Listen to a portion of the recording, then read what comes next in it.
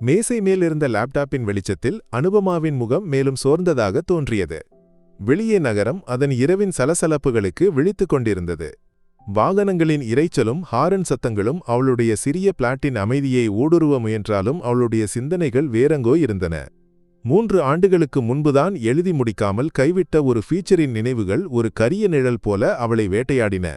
கனிம மாஃபியாவுக்கு எதிரான ஆதாரங்களை சேகரிக்கச் சென்று தோல்வியடைந்ததும், அந்த செய்தியை வெளியிட்டதற்காக அச்சுறுத்தலை எதிர்கொண்டதும், இறுதியில் தனது இன்ஃபார்மண்ட் உயிரிழந்ததும், அந்த குற்ற உணர்வு இன்றும் ஒரு நெருப்பு போல அவளுடைய உள்ளத்தில் எரிந்து கொண்டிருந்தது.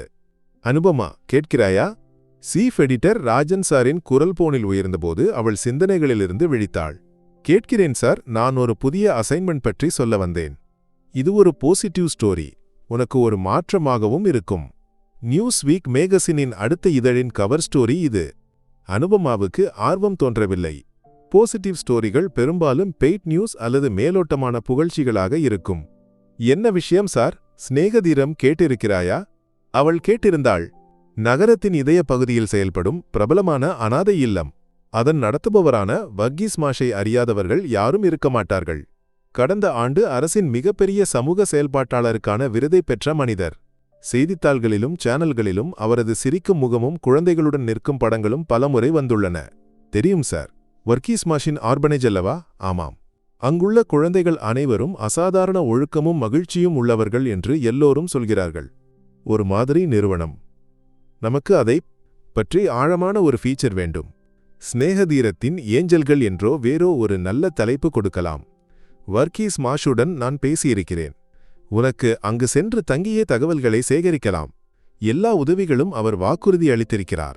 அனுபமாவுக்கு ஒரு குளிர்ச்சியான பிரதிகிரியா தோன்றியது. இருந்தாலும் ராஜன் சாரின் நிர்பந்தத்துக்கு வளைந்து கொடுக்க வேண்டியதாயிற்று. ஒருவேளை இது ஒரு மாற்றத்துக்கு நல்லதாக இருக்கும். குற்ற உணர்வின் இருண்ட உலகத்திலிருந்து சிறிது நேரம் விலகி நடக்கலாம். ஓகே சார், நான் நாளையே போகிறேன். ஃபோன் வைத்த பிறகு அவள் கூகிளில் ஸ்நேகதீரம் என்று தேடினாள். வர்கீஸ் மாஷின் புன்னகைக்கும் முகமுடைய படங்கள், விருது வழங்கல் விழாக்கள், குழந்தைகள் அவரை அன்புடன் சூழ்ந்து நிற்கும் புகைப்படங்கள். எல்லாம் சரியான ஒரு உலகம். ஆனால் ஏனோ அவளுடைய உள்ளத்தில் உள்ள பத்திரிகையாளரின் மனது காரணமின்றி மந்திரித்தது. உலகில் எதுவும் இவ்வளவு சரியானதாக இருக்காது. அடுத்த நாள் காலை அனுபமா ஸ்நேகதீரத்தின் பெரிய கேட்டுக்கு முன்பு வந்தாள். பெயர் எழுதிய அழகிய போர்டு. அதற்கு அப்பால் பச்சைப்புல் தரைப்பகுதியும் பூந்தோட்டமும். சுத்தமாக பராமரிக்கப்பட்ட கட்டிடங்கள். பார்வையில் அது ஒரு அனாதை இல்லம் என்று சொல்ல மாட்டோம். உயர்தரமான ஒரு போர்டிங் ஸ்கூல் போல தோன்றும். அவள் கேட்டை கடந்து உள்ளே நடக்கும்போது வர்கீஸ் மாஷ் தானே அவளை வரவேற்க வந்தார். 60க்கு அருகிலுள்ள வயது. வெள்ளைக்காதர் ஜூபாவும் முண்டும். சௌமியமான சிரியும் அன்பு நிறைந்த கண்களும். செய்தித்தாள்களில் காண்பதை விட அதிக பிரகாசம் அவரது முகத்தில் இருந்தது. வாருங்கள் அனுபமா, நான் காத்திருந்தேன். ராஜன் அழைத்து சொல்லியிருந்தார். அவர் கை கூப்பினார். இதுதான் எங்கள் சிறிய உலகம், அன்பு மட்டும் பகிரும் ஒரு கரை. அவர் அவளை சுற்றி நடந்து காட்டினார். சுத்தமான வகுப்பறைகள், விசாலமான விளையாட்டு இடம், குழந்தைகள் வரைந்த ஓவியங்கள், தொங்கவிடப்பட்ட சுவர்கள், சிறிய நூலகம். எல்லாம் கச்சிதம். குழந்தைகள் அவளை பார்க்கும்போது மரியாதையுடன் எழுந்து நின்றனர். சிலர் புன்னகைத்தனர். அவர்களின் யூனிஃபார்ம் கூட சிறிதும் சுருங்கியிருக்கவில்லை. இங்குள்ள குழந்தைகள் அனைவரும் மகிழ்ச்சியில் இருக்கிறார்களே, அனுபமா உண்மையாக சொன்னாள். வர்கீஸ் மாஷ் சிரித்தார். அவர்களின் மகிழ்ச்சிதான் என் மகிழ்ச்சி. ஒழுக்கமும் அன்பும் சேர்த்து கொடுக்கும்போது எந்த குழந்தையும் நல்லவராவான் மகளே. அதுதான் இங்குள்ள முறை. மதிய உணவு குழந்தைகளுடன் இருந்தது. ஒரே போன்ற பாத்திரங்களில் பிரார்த்தனையுடன் சத்தமும் கூச்சலும் இல்லாமல் அவர்கள் உணவு உண்பதை பார்த்து அவளுக்கு ஆச்சரியம் தோன்றியது. இவ்வளவு குழந்தைகள் உள்ள இடத்தில் இவ்வளவு அமைதியா? இவர்கள் அனைவரும் மிகவும் கீழ்ப்படிதல் உள்ளவர்களே, அவள் வர்கீஸ் மாஷிடம் சொன்னாள். ஒழுக்கம், அவர் வலியுறுத்தி சொன்னார். அதுதான் வாழ்க்கையில் மிக முக்கியம். சிறு வயதிலேயே அதை பழக்கப்படுத்த வேண்டும். எல்லாவற்றையும் பார்த்த பிறகு அனுபமாவுக்கு தோன்றியது தனது முன் தீர்மானங்கள் தவறானவை. இது ஒரு மாதிரி நிறுவனம்தான். வர்கீஸ் மாஷ் ஒரு புண்ணியவான். நல்ல ஒரு கட்டுரைக்கு தேவையான எல்லா சேர்க்கைகளும் இங்கு உள்ளன. மதியம் கழிந்த சேஷன் குழந்தைகளுடன் நேர்காணலுக்கு வேண்டியதாயிருந்தது. வர்கீஸ் மாஷ் 12 வயது உள்ள ஒரு குழந்தையை முதலில் தேர்ந்தெடுத்தார். அவனது பெயர் மனு என்றிருந்தது. புத்திசாலியான, பார்வையில் ஆரோக்கியமான ஒரு குழந்தை. அவர்கள் நூலகத்தில் ஒரு மேசையின் இருபுறமும் அமர்ந்தனர். அனுபமா தனது ரெக்கார்டரை ஆன் செய்தாள். மனு, இங்கு பிடிக்குமா? அவள் நட்புடன் கேட்டாள். ஆமாம் ஆண்டி, ரொம்ப பிடிக்கும். அவன் தயங்காமல் சொன்னான். வர்கீஸ் மாஷை பற்றி என்ன கருத்து? மாஷ் எங்கள் கடவுள் போல. எங்களுக்கு அப்பாவும் அம்மாவும் எல்லாம் மாஷ் தான். அவனது பதில் மிக துல்லியமாக இருந்தது, ஒருவேளை பயிற்றுவிக்கப்பட்டது போல. அனுபமா கேள்விகளை தொடர்ந்தாள். இங்குள்ள வாழ்க்கை பற்றி, படிப்பு பற்றி, நண்பர்கள் பற்றி எல்லாவற்றுக்கும் அவன் ஒரே உணர்ச்சியுடன் அழகான பதில்களை கொடுத்தான். அனுபமாவுக்கு சிறிய ஒரு அசௌகரியம் தோன்றத் தொடங்கியது. அவனது பதில்கள் உண்மையானவை, ஆனால் அவனது கண்களில் ஒரு வகை வெறுமை இருந்தது. அப்போதுதான் அது நடந்தது. நூலகத்தின் கதவு திறந்து வர்கீஸ் மாஷ் எதிர்பாராத விதமாக உள்ளே வந்தார். என்ன ஆச்சு மகளே, நேர்காணல் நன்றாக போகிறதா என்று கேட்டுக்கொண்டு அவர் அவர்களிடம் நடந்தார். அந்த நிமிடம் அனுபமா அதை பார்த்தாள். வர்கீஸ் மாஷை பார்த்ததும் மனுவின் கண்களில் மின்னி மறைந்த உணர்ச்சி. அது ஒரு அதிர்ச்சி அல்ல, மாறாக தூய பயம். ஒரு இறை வேட்டைக்காரனை பார்க்கும்போது உள்ள அதே பயம்.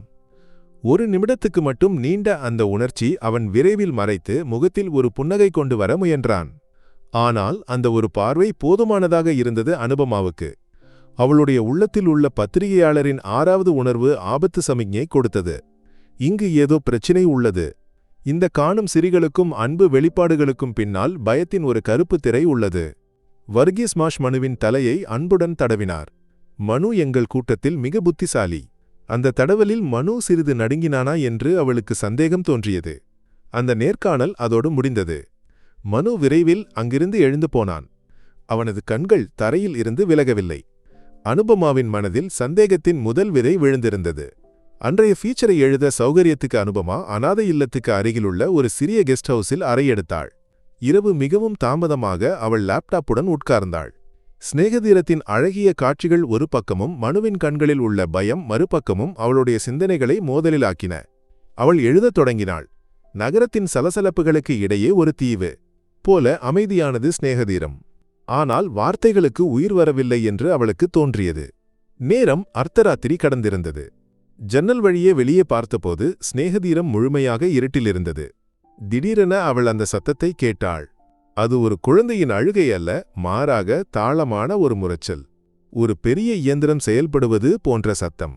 அதோடு உலோகங்கள் தம்மில் உரசுவது போன்ற மெல்லிய ஒலிகளும். அவள் காது கூர்மையாக்கினாள். சத்தம் வருவது சிநேகதீரத்தின் பின்புறத்திலிருந்து. பகலில் கண்ட விளையாட்டு இடத்துக்கும் பூந்தோட்டத்துக்கும் அப்பால் இருந்து. யாரும் கவனிக்காத அந்த பகுதியில் என்ன. சத்தம் சில நிமிடங்கள் நீண்டு பின்னர் நின்றது. சிறிது நேரம் கழித்து மீண்டும் தொடங்கியது.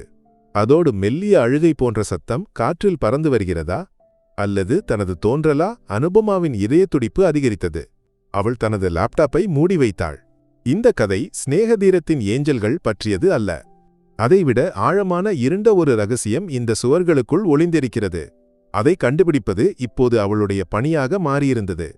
தனது பழைய தோல்வியின் நினைவுகளுக்கு மேல் ஒரு வெற்றியின் கதை எழுத ஒரு வாய்ப்பாக அவள் அதை கண்டாள். அவள் உறுதிப்படுத்தினாள், நாளை இரவு இந்த சத்தத்தின் உற்பத்தி இடத்தை தான் கண்டுபிடிப்பேன்.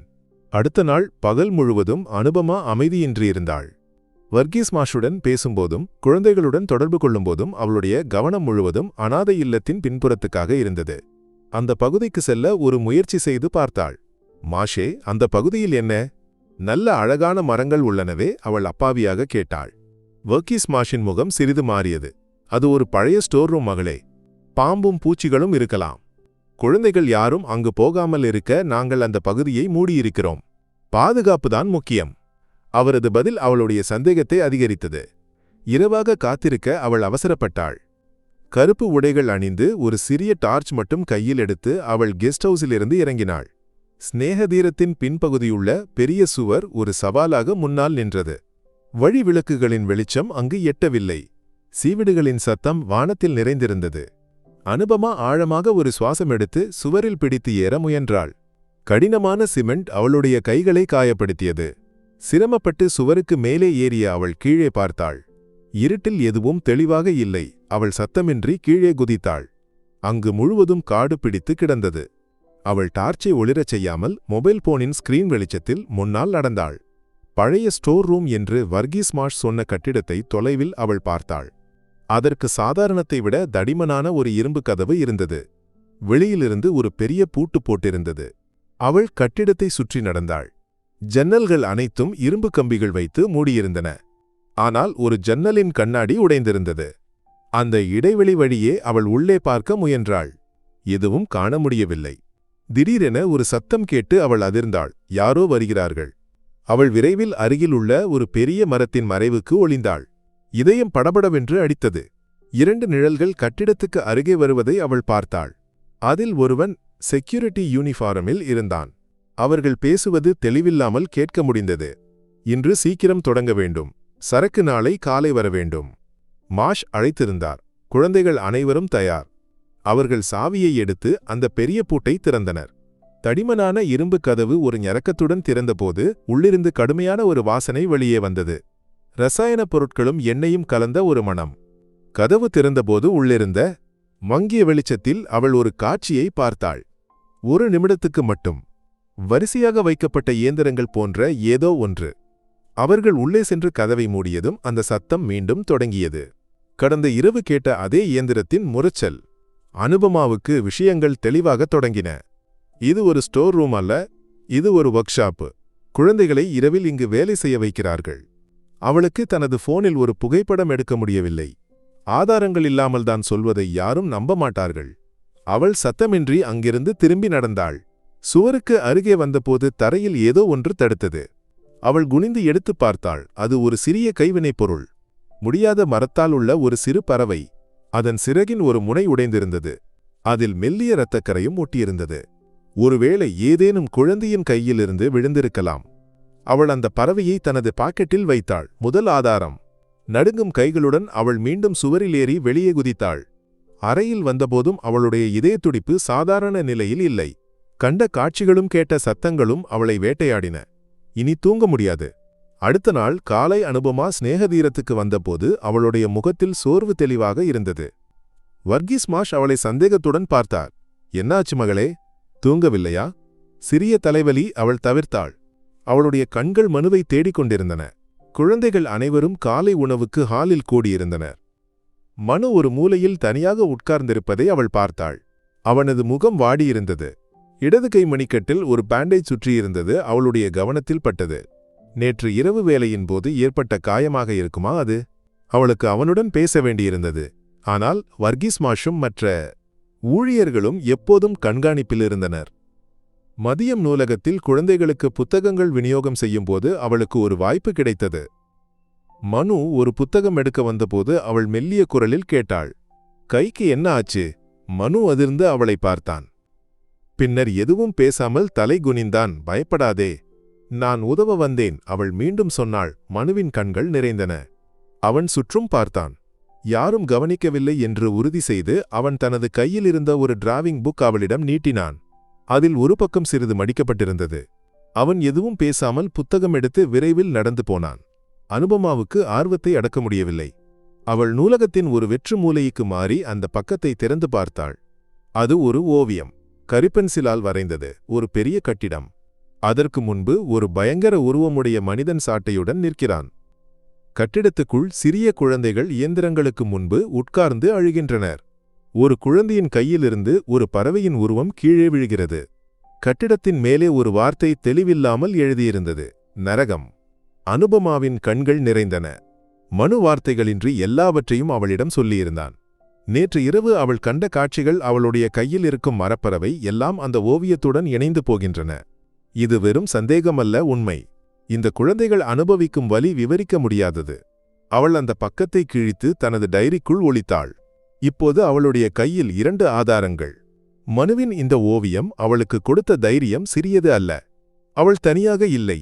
இந்த போராட்டத்தில் அமைதியாக ஒரு குழந்தை அவளுடன் உள்ளது. அவள் வர்கீஸ் மாஷின் ஆபீஸுக்கு நடந்தாள்.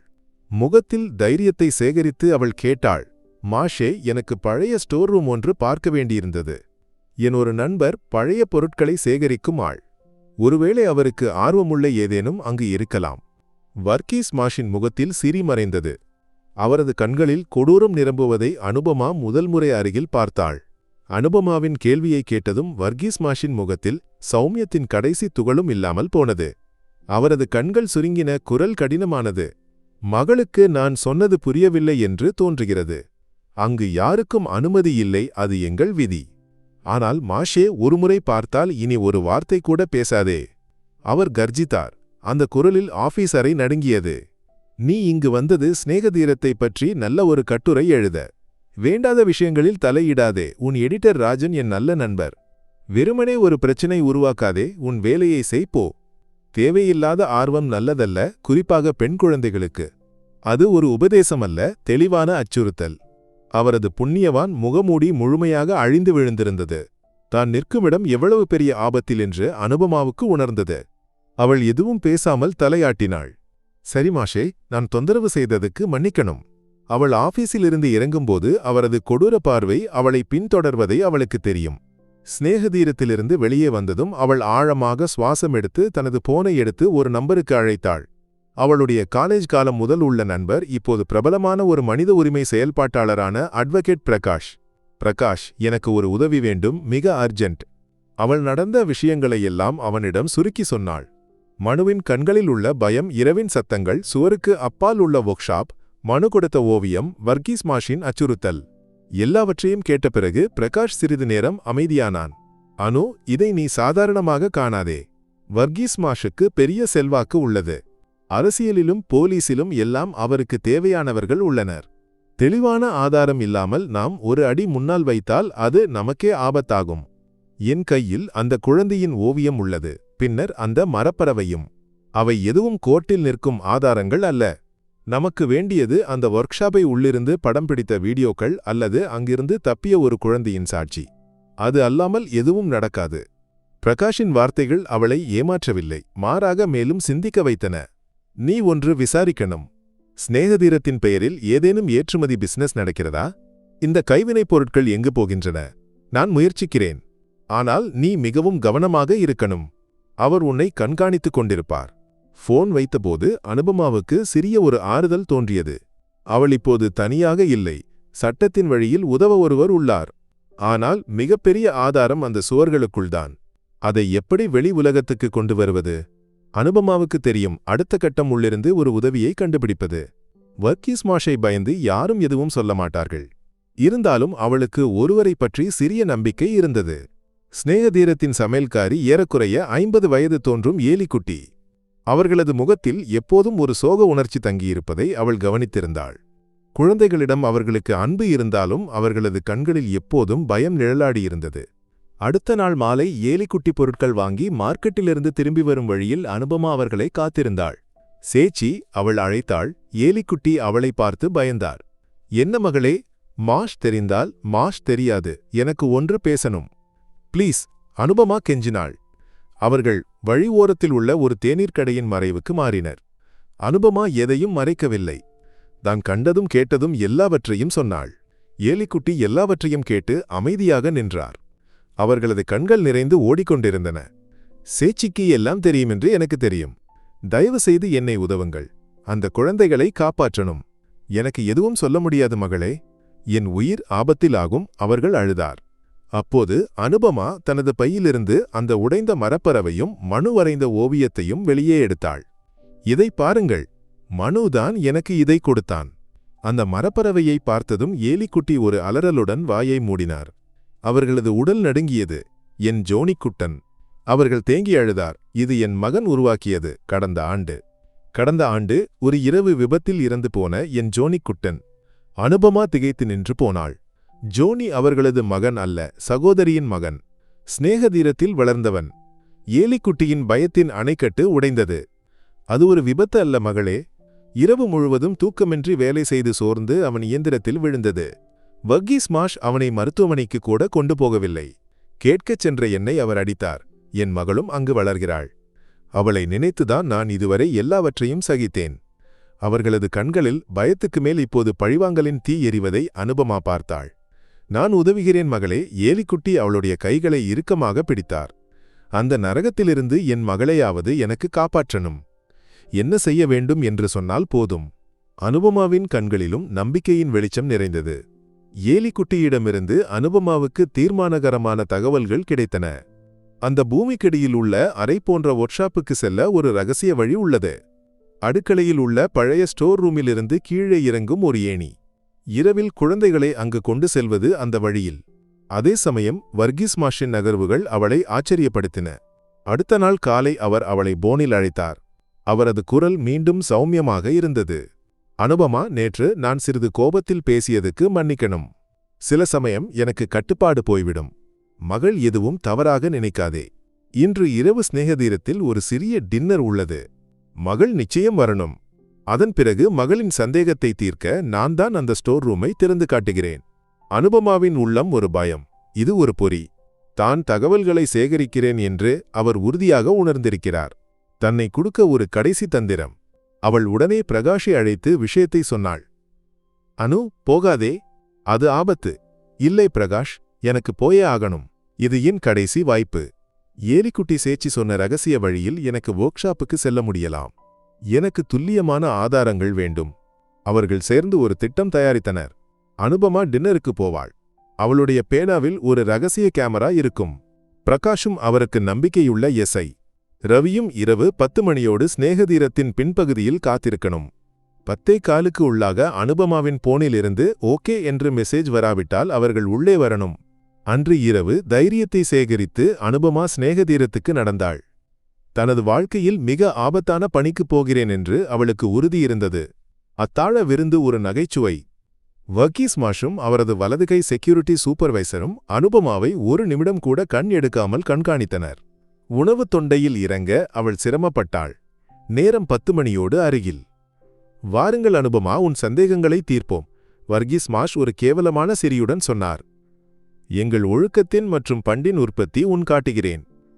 அவரது வார்த்தைகளில் உள்ள கிண்டல் அவளுடைய மார்பில் துளைத்தது. அவர் அவளையும் கொண்டு பின்புறத்தில் உள்ள அந்த பழைய கட்டிடத்துக்கு அருகே நடந்தார். சூப்பர்வைசர் கூட இருந்தார். அவர் தடிமனான இரும்பு கதவை திறந்தார். உள்ளே கால் வைத்த அனுபமாவின் அனைத்து நரம்புகளும் மரத்துப்போனது. கடுமையான ரசாயன வாசனை அவளுடைய சுவாசத்தை முட்டியது. மங்கிய வெளிச்சத்தில் வரிசையான ஒர்க் பெஞ்சுகளுக்கு முன்பு உட்கார்ந்து வேலை செய்யும் பல சிறுமுகங்கள். மனுவும் கூட்டத்தில் இருந்தான். அவர்களது கண்கள் தூக்கத்தால் மூடியது. கைகள் இயந்திரமாக இயங்குகின்றன. சிறிய எலக்ட்ரானிக் சிப்களை சால்டர் செய்கின்றனர். சுற்றும் துப்பாக்கி தாங்கிய காவலர்கள். அனுபமாவின் பேனாவில் உள்ள கேமரா அந்த காட்சிகளை ஒன்றொன்றாக பிடித்தது. அவள் சமநிலை திரும்பப் பெற்று ஒரு பத்திரிகையாளரின் திறமையுடன் கேட்டாள், இவை எல்லாம் குழந்தைகளுக்கு நல்ல பயிற்சி கிடைக்குமே? வர்கீஸ் மாஷ் அட்டகாசமாக சிரித்தார். பயிற்சியா? இதுதான் வாழ்க்கை. உலகம் எவ்வளவு கொடூரம் என்று இவர்கள் சிறு வயதிலேயே கற்றுக்கொள்ளட்டும். திடீரென ஒரு காவலர் அதை கவனித்தான். அனுபமாவின் பேனாவின் முனையில் மின்னும் மெல்லிய சிவப்பு வெளிச்சம். மாஷே, இவளுடைய கையில் அவன் அலறினான். ஒரு நிமிடம் எல்லாம் அசைவின்றி. அடுத்த நிமிடம் வர்கீஸ் மாஷின் முகம் கொடூரத்தால் சிவந்தது. பிடி அவளை, அவளுடைய போனும் பேனாவும் பறி, யாரையும் நம்ப முடியாது. காவலர்கள் அவளை நோக்கி ஓடினர். அவள் திரும்பி ஓட முயன்றாலும் சூப்பர்வைசர் அவளை பின்னாலிருந்து பிடித்திருந்தான். அவளுடைய கையிலிருந்து பேனாவும் போனும் அவர்கள் தட்டி பறித்தனர். இவள் அதிகம் பார்த்தாள். வர்கீஸ் மாஷ் பல்லை கடித்து, உள்ளே அறையில் கொண்டு போய் பூட்டு. விடியல் வெளிச்சத்தில் அவளை என்ன செய்வது என்று முடிவு செய்வோம். அவர்கள் அவளை பலவந்தமாக பிடித்து ஒர்க் ஷாப்பின் இறுதியில் உள்ள ஒரு சிறிய இருண்ட அறைக்கு தள்ளி கதவை மூடினர். வெளியே பூட்டு விழும் சத்தம் அவள் கேட்டாள். நேரம் 10 மணி கழித்து 10 நிமிடம். பிரகாஷின் போனுக்கு ஒரு மெசேஜும் வரவில்லை. இருட்டு அறையில் தள்ளப்பட்ட அனுபமாவின் இதயம் பயத்தால் கத்தியது.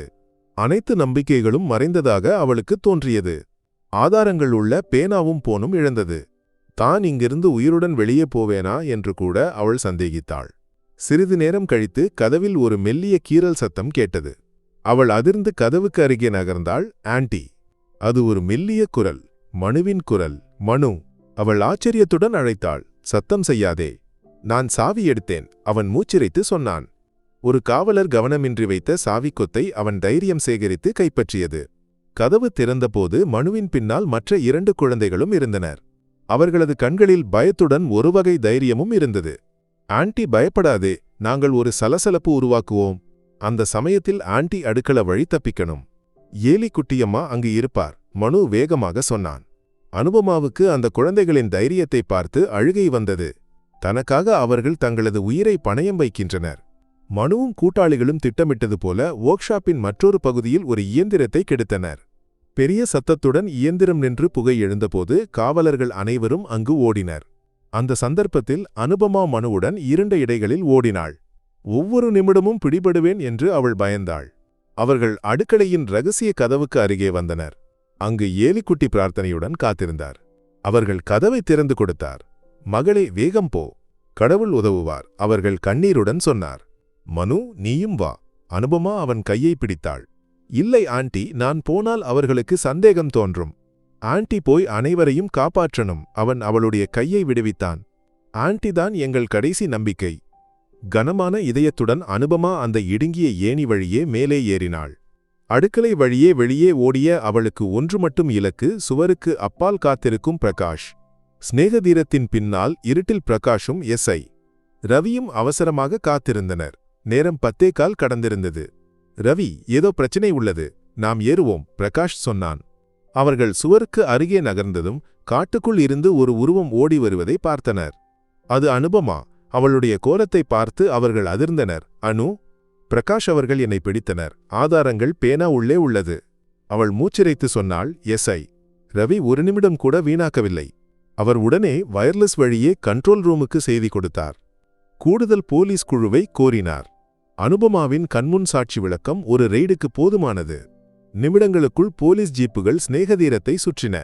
முன் கதவை உடைத்து அவர்கள் உள்ளே இறங்கினர். பின்னால் அனுபமாவும் பிரகாஷும் ரவியும். ஒர்க்ஷாப்பின் கதவை திறந்தபோது கண்ட காட்சி போலீசாரை கூட அதிர்ச்சியடைய செய்தது. வர்கீஸ் மாஷ் ஆதாரங்களை அழிக்கும் முயற்சியில் இருந்தார். அனுபமாவை போலீசுடன் பார்த்தபோது அவரது முகம் வெளிரி வெள்ளையானது. ஒரு நிமிட அதிர்ச்சிக்குப் பிறகு அவர் ஓடி தப்ப முயன்றாலும் போலீஸ் அவரை சுற்றி பிடித்தது. எல்லாம் முடிந்தது மாஷே, எஸ்ஐ ரவி அவரது கைகளில் விலங்கு போடும்போது சொன்னார். அந்த நிமிடம் ஒர்க்ஷாப்பில் குழந்தைகளின் அழுகைக்கு இடையே மனுவின் முகத்தில் ஒரு புன்னகை பூக்குவதை அனுபமா பார்த்தாள். அடுத்த நாள் செய்தித்தாள்களின் தலைப்புகள் ஸ்நேகதீரத்தின் நரகம் என்றிருந்தது. அனுபமாவின் எக்ஸ்க்ளூசிவ் ஸ்டோரி நாட்டை அதிர்ச்சியடைய செய்தது. வர்கீஸ் மாஷின் புண்ணியவான் உருவம் ஒரு இரவில் உடைந்து விழுந்தது. அவரது பின்னால் செயல்பட்ட பெரிய சங்கிலியைப் பற்றி விசாரணை தொடங்கியது. குழந்தைகளை அனைவரையும் அரசு ஏற்றுக்கொண்டு விசேஷ சிகிச்சையும் கவுன்சிலிங்கும் கொடுக்க பாதுகாப்பான ஒரு இடத்துக்கு மாற்றியது. மாதங்கள் பிறகு அனுபமா அவர்களை பார்க்கச் சென்றாள். அங்குள்ள காட்சி இதயத்தை தொடுவதாக இருந்தது. பயத்தின் நிழல் கூட இல்லாமல் ஓடி விளையாடும் குழந்தைகள். அவர்களின் சிரிகள் அந்த அறைகளில் நிறைந்திருந்தன. அவளை பார்த்ததும் மனு ஓடி வந்து அவளை கட்டிப்பிடித்தான். அவன் கையில் ஒரு புதிய ஓவியம் இருந்தது. அதில் பிரகாசமான சூரியனுக்கு கீழே ஒரு பூந்தோட்டத்தில் விளையாடும் குழந்தைகள். அவர்களருகில் ஒரு ஏஞ்சல் போல புன்னகைத்து நிற்கும் அனுபமா. அவளுடைய பழைய பிளாட்டின் மேசை மேல் உடைந்த சிறகுடைய அந்த மரப்பறவை இருந்தது. அதருகில் மனு கொடுத்த புதிய ஓவியமும் ஸ்நேகதீரத்தின் நரகம் என்ற தலைப்பில் அச்சடிக்கப்பட்ட அவளுடைய கட்டுரையும். அந்த 3 பொருட்களை பார்க்கும்போது அனுபமாவின் கண்கள் நிறைந்தன. 3 ஆண்டுகளுக்கு முன்புள்ள தோல்வியின் குற்ற உணர்வு முழுமையாக மறைந்து போயிருந்தது. நீதிக்காக ஒரு போராட்டம் வென்றதின் ஆன்ம திருப்தியில் அவள் புன்னகைத்தாள்.